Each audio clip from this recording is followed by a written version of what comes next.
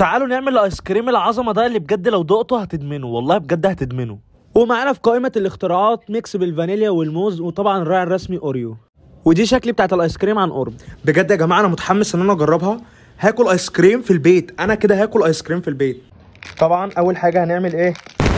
طبعا الخطوه الاساسيه لازم نكسر الاوريو 100 حته، وبعد ما كسرنا الاوريو ناخد بقى ونحطه في بتاعه الايس كريم، وبكده تكون خلصت كلها. ويلا بينا بقى نحط الميكس موز او الميكس فانيليا، بس انا هجرب الاثنين، احط في 2 ميكس موز و2 ميكس فانيليا. بجد يا جماعه شكلها مغري جدا وهي بتتصب كده وشكلها حلو قوي. يا ترى طعمها هيبقى عامل زي شكلها؟ بجد اتمنى، بس الاوريو طبعا في اي حاجه يبقى جامد. وبكده اكون خلصته، يلا نحطه في الفريزر.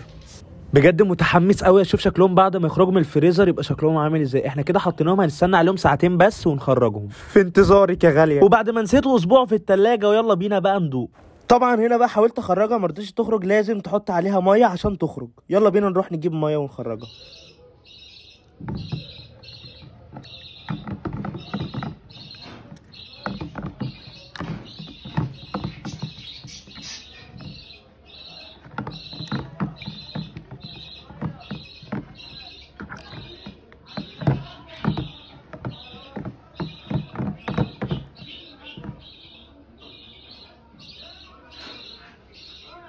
وطلعنا بتاع من ميه، يلا نطلع واحده وندوق يا جماعه. يلا طبعا لو كانت البتاع دي اكتر من كده كنا عملنا كميه اكبر، بس يلا بينا ندوق. يلا نقول بقى بسم الله وندوق. بجد يا جماعه انا ما كنتش متوقع الطعم ده. ايه ده؟ باين عليا اني فرحان صح؟ بجد احلى حاجه فيه ان هو عامل ميكس كده طعمه غني، يعني حاجه غاليه كده. وربنا اديها 10 من 10، قسم بالله اديها 10 من 10. ايه الجمدان ده؟